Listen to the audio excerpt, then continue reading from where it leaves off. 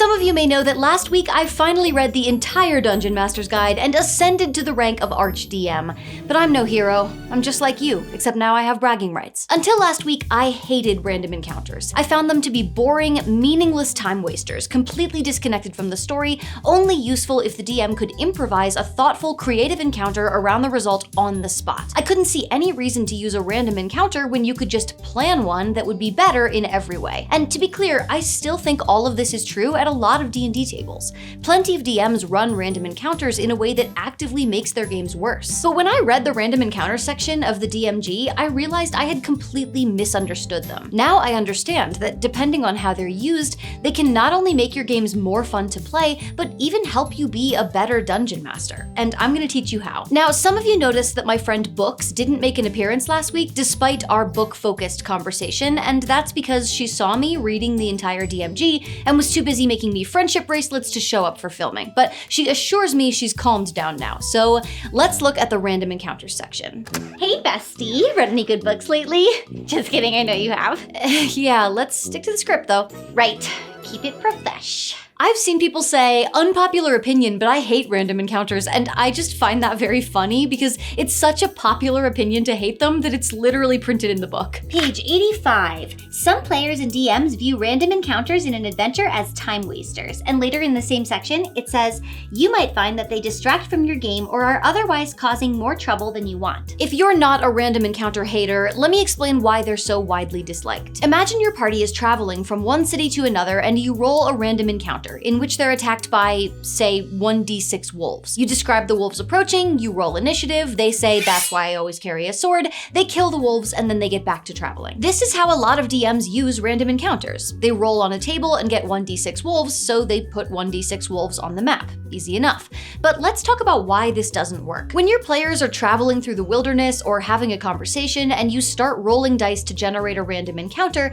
they eventually learn to expect an encounter that isn't connected to the story and won't have any real significance. When the DMG says that random encounters can be used for foreshadowing, I don't think the intended use is to foreshadow a boring session. Despite being random, these kinds of encounters quickly start to feel predictable. And since they're not relevant to the adventure, they also feel interruptive, an obstacle for the sake of having an obstacle. They waste time, drain resources, and feel like filler. This is especially painful in games that use milestone leveling, where you're not even gaining XP from these fights. Well, turns out that's not actually how they're supposed to work, and it's certainly not how they're supposed to feel. In fact, the book specifically says that if your random encounters feel like this, you're doing it wrong. Random encounters should never be tiresome to you or your players. You don't want the players to feel as if they aren't making progress, because another random encounter brings their progress to a halt whenever they try to move forward. Likewise, you don't want to spend time distracted by random encounters that add nothing to the adventure narrative. When I decided I didn't like random encounters, I did what my players do with their 3 shared brain cells whenever I introduce a puzzle. I simply didn't use them. But it turns out that by throwing out random encounters entirely, I was throwing out some useful tools. There are a few main reasons that people like to use random encounters. First, they can create a sense of urgency. If they use up players' resources and make it risky to hang around, it keeps the party moving and thinking strategically. In fact, in the earliest editions of the game, this was basically their main purpose. The world was supposed to feel dangerous, and it was the DM's job to make sure the players never got too comfortable. Wandering monsters and other random complications were there to punish players for dawdling. Taking too long to pick a lock? Let's speed things up with a handful of goblins. Even though that style of play is less popular now, there are still plenty of situations when you want your players to feel pressure. If you tell them that the forest is full of deadly monsters, but then they waltz through it without encountering anything, you're not delivering on your storytelling. Second, they can help with setting the tone and establishing your world building. This was actually the part in the DMG that started to win me over towards random encounters. It's talking about a campaign where 2 nations are at war. It says, in friendly territory, your tables might include bedraggled troops returning from battle, refugees fleeing invading forces, heavily guarded caravans full of weapons. In hostile territory, the tables might include battlefields littered with the recently slain, armies of evil humanoids on the march, and improvised gibbets holding the bodies of deserters. This is so nice. I love spending time together. Okay, And finally, they can function as a kind of fast forward or pause button for the DM. When your players are blazing through your carefully crafted session and you need more time to think, just pop in a random encounter to slow things down. Or maybe things are dragging and you need to inject some energy into the scene. Throw in a surprise encounter and suddenly things are moving again. The thing is, there's no point chasing these benefits if your random encounters are gonna make players feel bored. So let's talk about how to make this feature actually work using just 3 simple rules. But first, I've created a random YouTube video encounter table, and I think this would be a great time to roll on it. Oh wow, today's sponsor? Who could have predicted that? Welcome to Many Worlds Tavern, an online coffee and tea company, and today's sponsor. What's it gonna be? Coffee, tea, merch maybe? We have playmats, water bottles, pins, or are you one of those people who waits until you get to the front of the line to decide what you want? I have a chai for Gronk Bloodfist. Okay, we have a pretty extensive menu, so if you haven't decided on one of our 20 different coffees and teas, there's no way you know about our newest release yet. It's called Wayward Wonders, and it's a monthly Patreon subscription for 5th edition content. Every month you get magic items, NPCs, spells, and a campaign setting prompt. Following so far? Great. If you follow our Patreon by the end of the month, for free or paid, you'll be entered to win a free 6-month subscription to any of our coffees and teas. Talia Moonshadow? Do you want your croissant enchanted? There you go, hon. Listen, if you're ready to order, great. A portion of every sale goes to gaming-related charities. We've donated over $40,000 since 2021. But if you can't make up your mind, you should just go to the website and use the code Ginny10. The first 100 people get 10% off their order, and you don't have to hold up the line to do it. Hey, Morgathor, the usual? Yeah, Pixie or Goliath? Okay, back to the main quest. 3 rules to help you run great random encounters. Rule number 1, your tables should be specific. Whatever random encounter tables you're rolling on need to be as unique as your campaign is.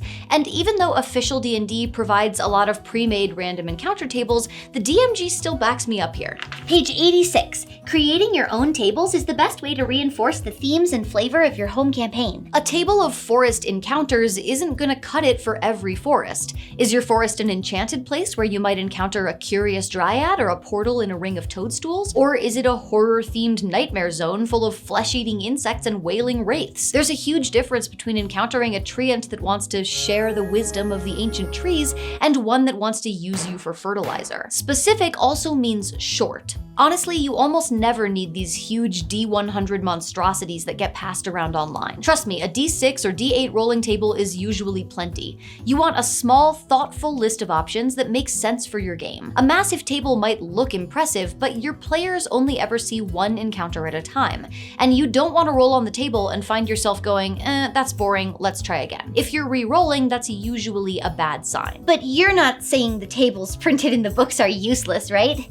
Because, you really love books and respect them, and nobody's ever understood you like they do. I mean, I get that not everyone has the time or feels capable of creating an entire library of their own random encounter tables. But if you're using a table that someone else wrote, you should at least look it over first and make it your own. Strike or replace options that you don't think will work for you, and make sure you're prepared to run any of the encounters on that list. Rolling on the table shouldn't be the first time you're reading it. You don't want to be in the middle of a session frantically Googling what a nilbog is. Ask me how I know.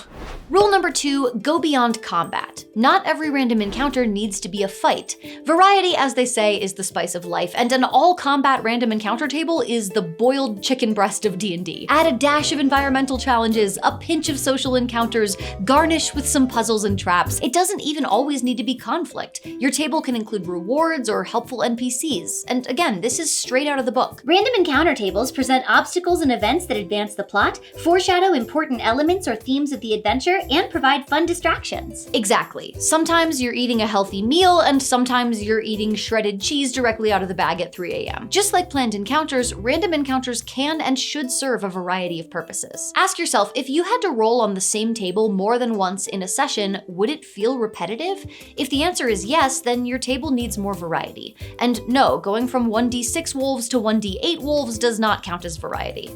Rule number 3, serve the story. Before writing anything into a table, ask yourself, what is this adding to the game? Does it contribute to the tone of the narrative? Does it provide important information about the world? Is it creating urgency or introducing a meaningful threat? At the very least, is it gonna be fun to play out? If you can't come up with an answer to this question, it shouldn't be on your rolling table. You know when Aragorn and the hobbits are on the way to Rivendell and they get attacked by ring wraiths? That could easily be a random encounter in a D&D game. It introduces an obstacle while characters are on the road, and while it isn't necessary to drive the plot, it still doesn't feel like filler. It's part of the larger narrative, reinforcing the danger of the ring wraiths and the urgency of their quest. That's how you want your random encounters to feel, like they belong in the story, not like they're just there to pad your movie into a trilogy so you can make a few more $1 billion. The Hobbit. By the way, fun serves the story too. It's okay to have a few random encounters that aren't necessarily meaningful, but that everybody has a great time playing through. If it doesn't move the narrative forward, it at least needs to be fun. Now, you might find yourself pondering a question right now. When will you make me a friendship bracelet? Oh, no, I was thinking, why does this need to be random? How does the act of rolling on a table to generate the encounter actually contribute to any of this? All the things we've talked about so far can be accomplished with planning. Why should we prep 6 or 8 thoughtful encounters and then only use a few of them? And honestly, I think that's a fair question. In some ways, the value here is in having options available to you when you need them, not necessarily in those options being randomized. If you have a short list of small encounters that you can pull from at will, I think it's completely fine to just start at the top and work your way down, or pick whichever one feels right. You don't have to let your dice be the boss of you, you're in charge. Or at least that's what your dice want you to think. Also, if you think you're only gonna use the table once, then of course you're better off just prepping one encounter and not making it random. It's really only productive to put together a table with multiple options when you know you'll be using it long term, and will need to roll on it several times. But also, I know some people will say I'm just in the pocket of big dice, but there are some real benefits to random choice. For example, it can be a great brainstorming tool. I mean, I use random generators all the time in D&D, and not just for encounters. Tables for personality traits, tables for treasure, you name it. And by that I mean the dice name it with a random name generator. But when I do that, I almost never just take the first result that comes up. The randomness gets the gears turning, and then I make thoughtful decisions based on what I rolled. It's not about being locked into the results, it's about giving yourself a starting point. When someone asks you what kind of food you want to order and you say, I don't care, I'm easy, you're not lying. It's just that you don't realize you're only in the mood for Mexican until somebody's suggested pizza and Thai and sushi. I'm sorry, I don't know why I'm like this. When using random encounter tables this way, I actually suggest rolling before the game. That way you give yourself time to brainstorm, tweak, and polish it up so that it feels deliberate, even though it started as random. Also, making some of your encounters random creates variety and unpredictability that can't be manufactured. Sometimes my adventures can err on the side of being too linear. When I know which characters and clues and places are important to the overall arc, I tend to get these blinders on and can't create anything else. It's very easy for players to connect the dots when all I have given them is a row of the correct dots. But random encounters can help break that up by providing unexpected events to help complicate things. All DMs have their own style, and players will eventually start to pick up on that. But even if players learn to predict your choices, they can't predict the roll of the dice. Random encounters can help keep things surprising, even if your players have you figured out. And finally, random generation can really help with immersion. Have you ever had that moment where you're like, this encounter can't be that deadly because the DM would never do that to us while we're this weak? Or this dungeon can't take that much longer because Lisa's visiting her mom in Missouri next week and the DM probably wants us to get to a stopping point first. Oh my gosh, I can't believe my bestie's a metagamer. You're so bad. I mean, yeah, it's definitely metagaming, but it's involuntary. I don't want to do it, but it can be hard to separate my knowledge as a player from my character's perspective. But the use of random encounters makes the world feel like it's beyond the DM's careful control, which means players can't just assume that every encounter is perfectly tailored to their capacity. It forces you to think immersively, to approach the world as your character would, instead of relying on player knowledge. You start asking yourself, should we really mess with this ancient ruin when we're almost completely out of spell slots?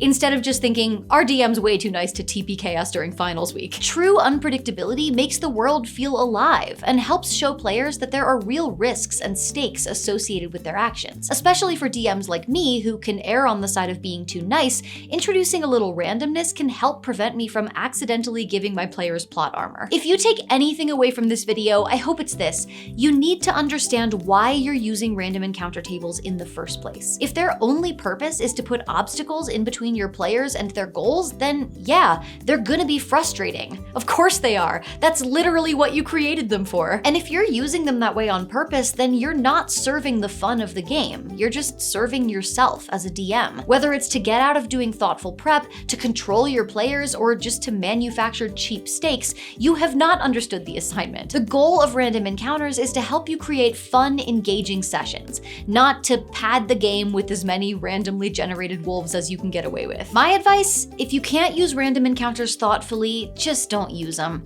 Because if you're half-assing it, you might just end up causing the next Why I Hate Random Encounters Reddit thread, and trust me, we have enough of those. And that's a wrap. Hey, you want to go grab coffee and talk about which book has your favorite index? Why would anyone want to have that conversation? You're right.